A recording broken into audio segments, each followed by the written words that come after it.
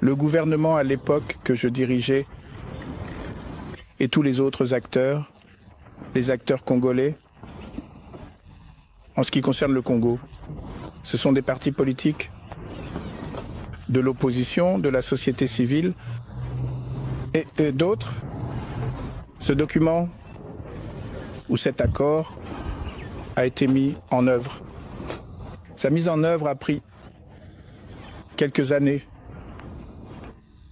Nous sommes passés d'un simple accord ou de ce document à un gouvernement de transition qui a été mis en place pendant 3 ans. Après cela, le gouvernement était en place. Les élections ont eu lieu. Avant les élections, une constitution a été adoptée. Et après l'adoption de cette constitution, des élections ont été organisées, les toutes premières élections libres et équitables.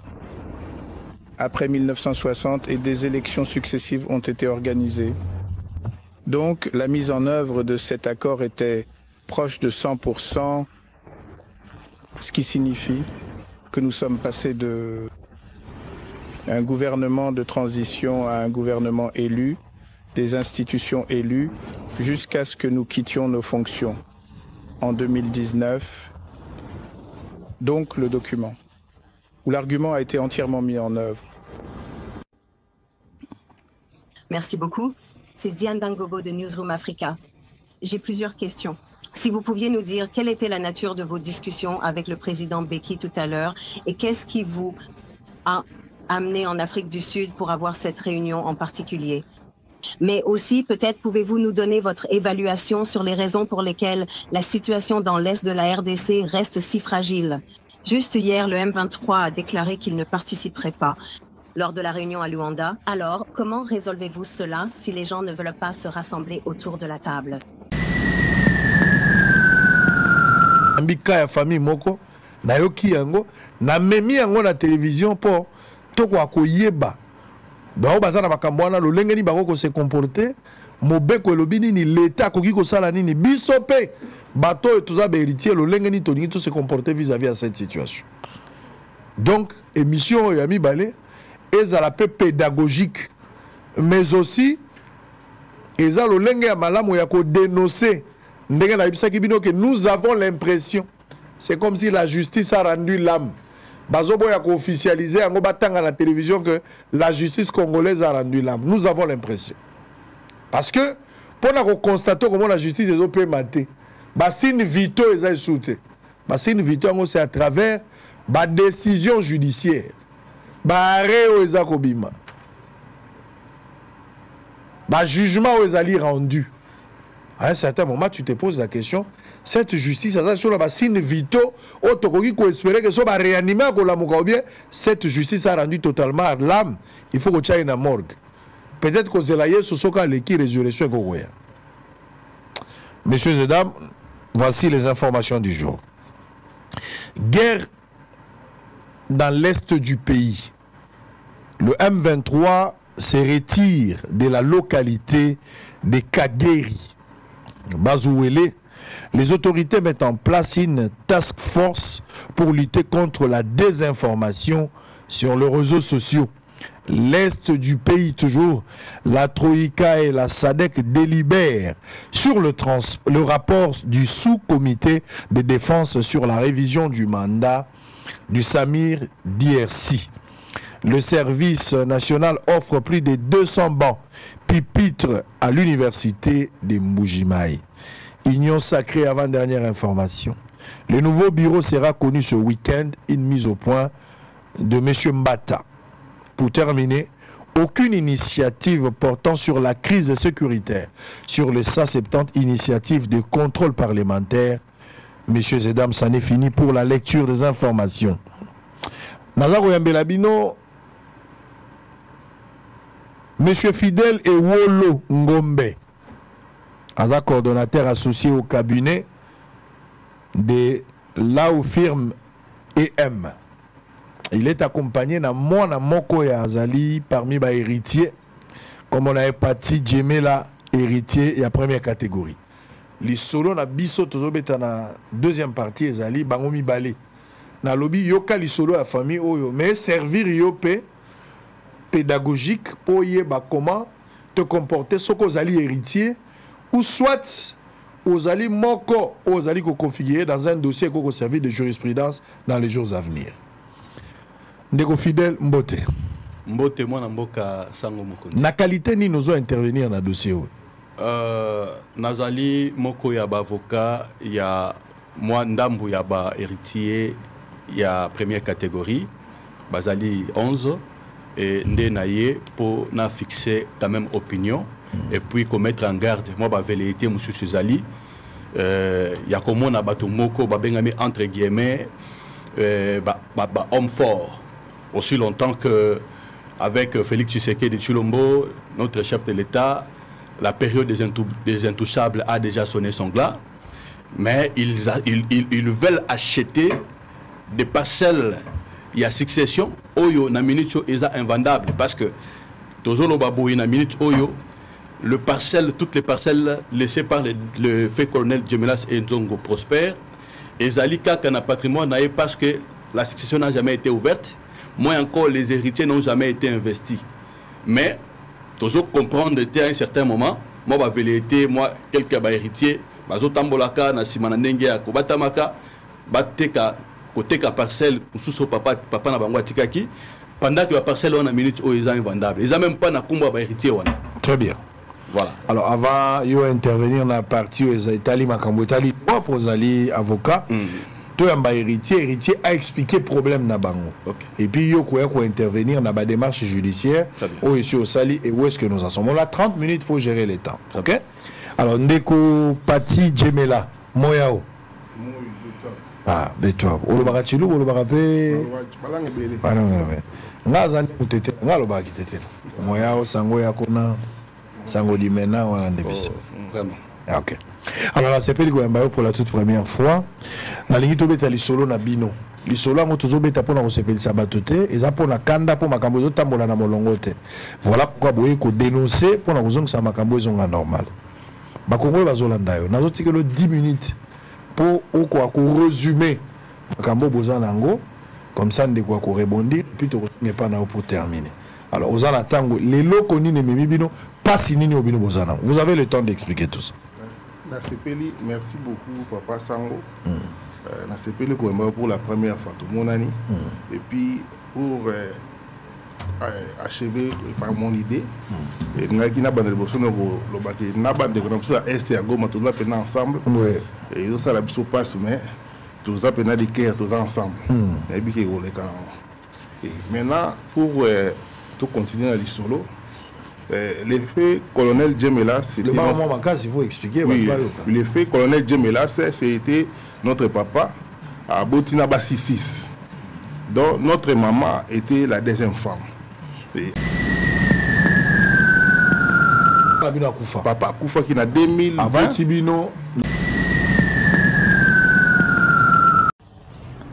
Le gouvernement à l'époque que je dirigeais et tous les autres acteurs, les acteurs congolais,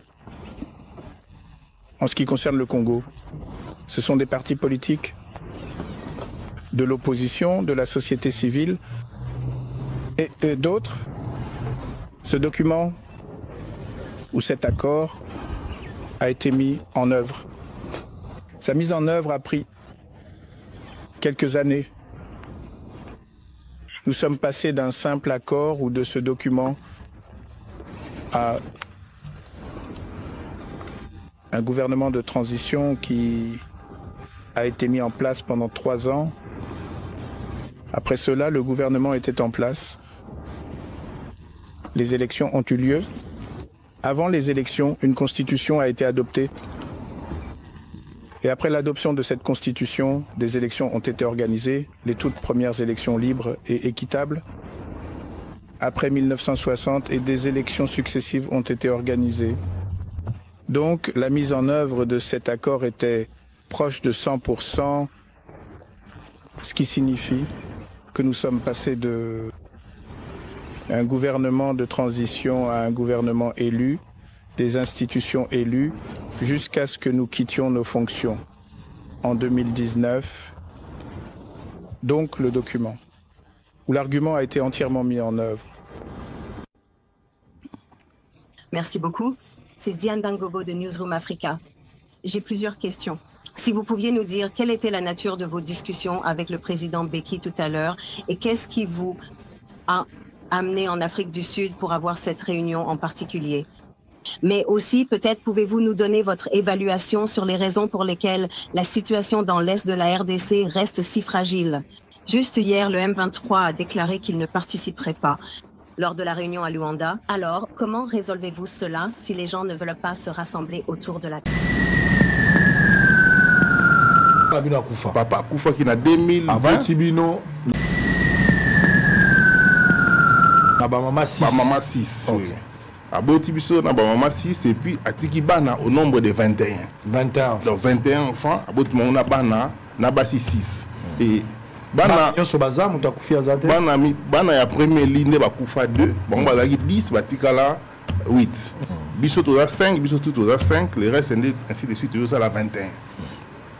Et puis tant que papa Koufi na 2021, na 2020, le 9 mai et to bani mala moko na ba complication na ba ndeko na biso. Et comme il non, papa Koufi na 2020. 2020, le 9 mai 2020. Abelagi. Abelagi ba sera ba Covid wana abelika mon ke et puis Koufi na Agini.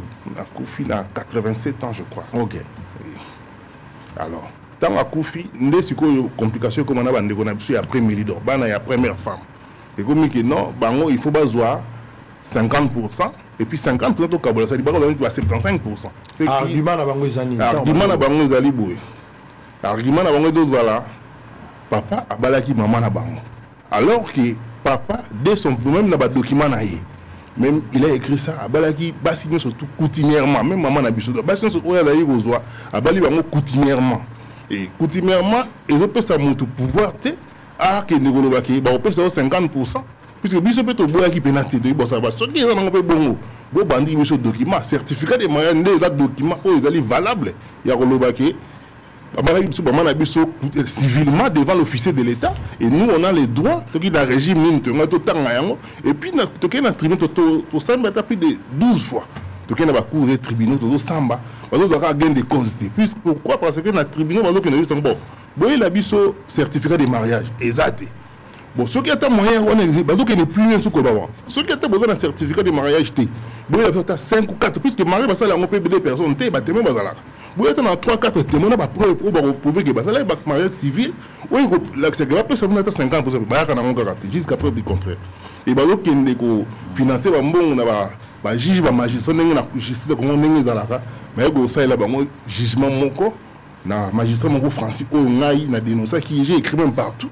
J'ai écrit dans la présidence, dans la presse, dans la décision, surtout dans comment il va répondre pour dire que Azo travail mourir bien té, maman de Jessie la kala, pour dire qu'il va payer 50%, biso tout tigre na 50, plutôt Kabana bango 50%, alors plutôt bana bango bien que non. Ceux qui vont avoir 50%, bon il a ce document. Ou que moment la bala qui est devant l'officier de l'État pour continuer et la civilité, et là qui continue, moi je suis pas bala qui continue. Bon, moi, surtout, papa, au moins ça confie dans mon bon, coutumièrement. Ceux qui sont dans la coutume, surtout, c'est que surtout pour 50%. Mais ce qui n'est pas le cas, c'est-à-dire que tu as évolué de manière normale pour que tu évites, surtout, toujours même. Alors, après, il y a papa. En fait, les canisami, les agriculteurs, ils botent Kabilo, Kobo, Bolambongo, les canisami. L'idée à côté qu'ils allaient quitter. L'idée à côté qu'ils allaient quitter, ils allaient carrer. Tout le moyen, tout s'organiser de façon tout pour protéger le patrimoine. Parce que le report dans la écoute, donc pour garder le bureau, ce que vous avez besoin comme millionnaire, on a vu non. Lucas Mongo, fais ton travail, Lucas ça la business, Lucas ça la comme millionnaire. Tu as un jour, c'était un grand courage. Puisque ce qu'il a fait pour nous, c'est un grand courage. À un village, on a eu un chasseur, on a eu l'autre côté, tu as comme un peu à son banda, quoi, c'est le moment, c'était un grand courage.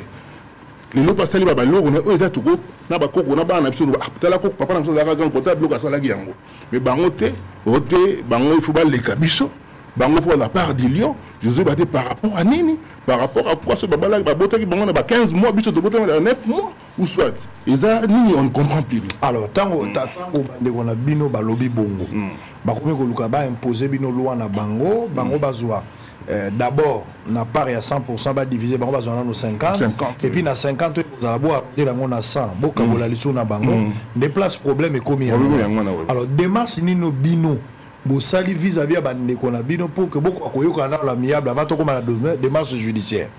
Normalement démarche ba ne puisque tout ça qui na ba oncle ou ba utaki village malgré ba moment on a akufa qui est un peu compliqué ba ndelo tout ça qui m'a bloqué dans la akufa tout ça qui est dans la mort tout c'est la batona ba ya tout ça là pour tout le combat baba tout comme un chef de famille ba ya pour na tout bané de go s'organiser ba ya gipe donc ba comme ba on va vendre biso pour dire que faut tout ça la réunion en famille tout bimisa ba liquidateur tout bimisa tout le comment tout organiser ba bien au papa tika qui te ba neni to go gérer ensemble mais ça n'a pas tenu comme bango kaka wana ka bana première lit ba galaki na complication ba zo boya même ba papa leki wana bazoboya tout le monde pona bango zaka o bango bakoloba ndeko kozala déjà le coin est l'église amen tondi alors que nous on dit que ce n'est pas un membre amen te ce que nous ba amen za na biloko na yo o eza membre ya papa ce qui to koluka to gérer ensemble tout le comment to s'organiser biloko o et puis mon homme ça continue vina mais non bango balingi bongo te bango problème ngo zali bazwa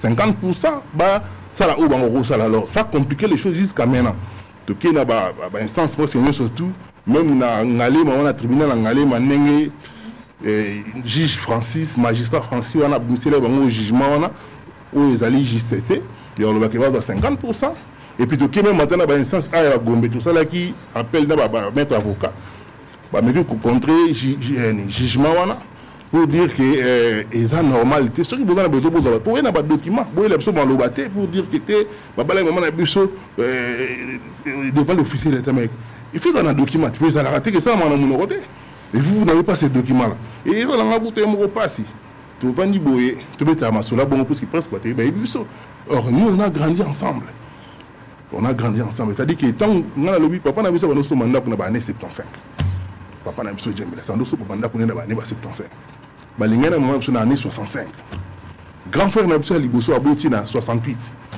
mais tu sais on a parce que maman a fait la deuxième femme Beauté na 68. Première femme, bon, la deuxième, je sais pas, bah allez-y. Et puis maman a biso a koufi na 81. Tant maman a biso a koufi na 81, les vieux, paix à son âme, papa Djemila, paix à son âme, maman. Alors oui, bon, le quoi n'a pas signé balai à l'époque, le quoi la deuxième femme n'a pas koufi na so bana n'a il va revendre la première femme. Tout le au coup et comme ça va, puisqu'on a grandi ensemble depuis 1981. Ah ok, donc tant maman a vu na koufi. Papa a eu décision, a eu bino. Oui. 5 personnes. On a attendu ensemble. Oui, depuis 81 jusqu'à preuve du contraire. On est ensemble. Bamsou va goûter un peu la mise sur la mino. Bamsou soit. Nanda quoi. Na to beaucoup taille bango déjà 10 bazala déjà. Bango 10 bazali déjà. Biso toye na 81, na 88, 88 maman bango a recouvert. Ah ok. Ne viens go bo tana basi papa boti na basi. En absence wana na boti na basi. Mais du vivant vieux bazaka mi balé. Bazaka mi balé.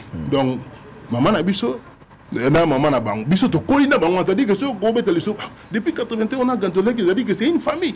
Mais les autres on comprend subitement au rôle en colobité, lui n'est pas mon frère, lui n'est pas ça, on ne comprend plus rien. Ce qui se passe tous comprendre était ceux qui et qui n'a biso comment OK tout ça pena bandeko on a grandi puis et tout ça la rabienté ba logo o ça la o ne ba boti bino misuba na ba poto misuba za to na libota ya bango na makila ya bango ya mama na bango ba misuba na poto misuba za ba c'est plus de ba 40 ba 50 pour le pont mais ça la ba 50 na ba poto ba 50 na ba poto logo peut-être na kin na le poto ne ba poser mon problème o ya poto na ki ça bango c'est pas la même idée idéologie na bango zali bon ça veut dire que bango il faut bango ba le kaka donc un arrangement à l'amiable et à famille et simbité to kena ba nenyo surtout et simbité to kena justice jusqu'à preuve du contraire ici c'est la rache bokei pour bazo mon peut-être membre famille ba lu kaba me mongoni to ke nango mais et aussi mbaka raté yango to biti to me mongo pena nous devant partout o ba grouper ça peut ba idée peut-être ba ko lu kaba ba très bien allez finalement boke ko mona cabinet bo sololi na cabinet bo approcher bango cabinet a informé la situation oyambi dossier quel est votre diagnostic d'abord na problème il y a dossier et puis bo bandi wapi jusqu'à ce que nous en sommes là. Biso tant aujourd'hui dossier dans le cabinet Nangai, la première des choses, j'ai voulu savoir avocat nini bazako ko assurer ko accompagner bango.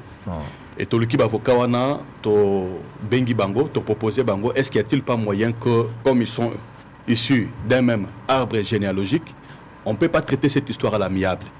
Et on a senti une histoire, il y a indifférence. L'avocat ou d'abord pour accompagner bango. C'est de cette manière-là que, comme un document parcellaire, titre parcellaire qui n'a beaucoup na bango, la première des choses, nous avons fait des oppositions judiciaires pour que tout blocage ce qui m'a appelé Salimate, Yami Balé, de solliciter devant le tribunal de grande instance de Kinshasa Gombe la licitation. La licitation, c'est-à-dire que justice à kota na isika o famille akoki yemoko ko se choisir liquidateur wana a gérer famille na ba étape oyo mibeko esengi, c'est-à-dire à identifier ba successible bato ba na succession, à identifier ba bien, et puis la loi dit à proposer partage selon la loi et puis à assurer exécution nango. Mais comme ba est capable de saisir justice a désigné séquestre judiciaire dans un premier temps. C'était pour permettre à ce que à gérer d'abord succession, loyer et consort. A joué en Guatie Pemeni, à Kaboul na moi na moko na oyo azana yango droit. En attendant licitation. Et que ça là que tant tozui jugement avant dire droit, avant même que séquestre à quota en fonction, ils ont fait un appel dilatoire, c'est-à-dire décision préparatoire et non appellable, mais ça lui quand même appel. C'est-à-dire dans le but, il y a étendre le dossier, donc dilater le dossier dans le sens où donc il y a un degré d'appel, dans la minute où le dossier est à niveau il y a cours d'appel. Et si qui voit wana, qui kozwa kosenga liquidation à régime matrimonial. Oh non, ils ont besoin, il y a 50%, il y a bien au papa bangwa qui n'a pas câble. Maman la bangwa doit 50, misuba doit 50. Donc il dit que ça va juge total ici bango. Mebeko lobi nini tokene na ka oyo tokene na folie na bango, voilà, que maman na bango na tata na bino nyonso bango basala ki mariage civil, tokene na folie wana non na apprendre, tokene na folie wana que maman na bango hypothèse, oui, qui a balana ki na papa na mariage civil et que les autres femmes bazala ka coutumièrement papa akufi maman pe akufi. Comment cet héritage est se partagé dans bateau bazaki na communauté de biens, la loi est l'obini na cadre wana bangomi balé ba conjoint ba kufi ata soki babala ki na communauté universelle de biens, c'est-à-dire bakokai ko senga liquidation régime matrimonial que lorsque l'un des époux azala qui vivant. Très bien. Mais na minute oyo to bande ko samba wana les deux époux étaient déjà décédés. C'est-à-dire il n'en était pas question ba senga liquidation régime matrimonial. Ba avocat ba yebi yango malam. Même les juges les connaissent. Mais malheureusement à notre grande surprise ba bimisi jugement condamnant nos clients, c'est-à-dire ba ordonner liquidation régime matrimonial d'une dame qui est décédée 42 ans après, aussi longtemps. Voilà, tribunal de paix à Kinshasa, Ngaliema. Ngaliema, toujours des problèmes. Ngaliema. Toujours des problèmes. Ngaliema. Dossier Ngaliema Ebele. Vraiment. Décédé 42 ans après. Or, les affaires civiles sont prescriptibles, ce sont trentenaires. Après 30 ans, ces affaires-là sont prescriptibles. Donc, c'est-à-dire, sont mais, curieusement, 42 ans après sa mort, le tribunal de paix de Kinshasa Ngaliema a accordé bango une des grandes parcelles. Il y a succession. Aussi longtemps, nous avons deux situations juridiques qui restent tendues et suspendues. La première situation juridique est année. La succession n'est pas organisée. Deuxième situation est que les biens immobiliers nyonso, ils ont un patrimoine et papa Djemelasi. C'est-à-dire quoi? Pour que bango ba comme ba co-héritier, il faudrait un jugement et investiture. Investir dans le co-héritier. Dans la minute où aucun enfant n'a la qualité de vendre. Aucun enfant n'a la qualité. Et la justice, connaissant tous ces principes, malheureusement, ils sont allés à l'encontre. Et parti à mi balé qui est au salaki. Et puis, curieusement, Babimisi jugement n'a pas clause exécutoire. Tout ça, appel, après appel, tu as signé en défense exécutée, suspendre exécution. Imaginez-vous, l'article 21, il y a quoi de procédures civiles et lobby pour qu'une décision est à la exécutoire. Il faut qu'il y ait un titre authentique. Pas tout n'a pas question devant, pendant les procès. Quel est l'acte authentique que vous avez qui prouve que votre mère a été mariée civilement? Si certificat d'enregistrement, Oyo Bakomi, citoyen Djemelash, officier des forces armées aéroises, marié coutumièrement avec madame XY. Mais ça, ce n'est pas l'acte de mariage. Montrez-nous l'acte de mariage. Il n'y en avait pas. Malheureusement, les juges, dans sa délibérée, abimisi quand même jugement, c'est-à-dire de manière suicidaire quand Nengwana. Il y a que ça se passe parce que les chefs de l'État ont vraiment marteau sur la table. Le boko sur la table à tout moment sur la justice. Tout comme on a état général de la justice, notre justice est malade. Fort malheureusement, il y a encore des juges verrés jusqu'à ce jour. Donc, il y a des pages Tozanango et dans la minute où Tozoloba, le dossier Nyonso est devant les cours et tribunaux, ils ont évolué. Là, je ne peux pas commenter, pas avec l'idée, c'est-à-dire sous peine, il y a qu'à enfreindre la règle déontologique, parce que lorsqu'un dossier est pendant, je ne peux pas interpréter. On ne peut pas commenter sur ça. Commenter en côté, mais sur le plan judiciaire. Voilà, je suis à votre entière. Alors, Nani Ndeko Pati, je pense que le problème est connu maintenant. C'est-à-dire, Ezaka Kalikambuya Bandegonabino, Bazamite Mamabe. Ou soit, Bazana le Koso Kolekabino, si je comprends, Bazolinga, Bamone Labino. Alors, Ndengeni Bozo compter pour régler ces problèmes. Vous continuez la justice, pour bien vous en approche, monsieur Bino Bozomona, où est que ça s'habille? Si on est venu ici, c'est pour solliciter aussi l'autorité na biso au baro ko tia biso coup de pouce de façon to mais ko kata hémorragie o ko ko trouver solution moko ko za quand même bénéfique pour tout le monde. Et tout ça sous na moment on a été au yakala le monde évolue.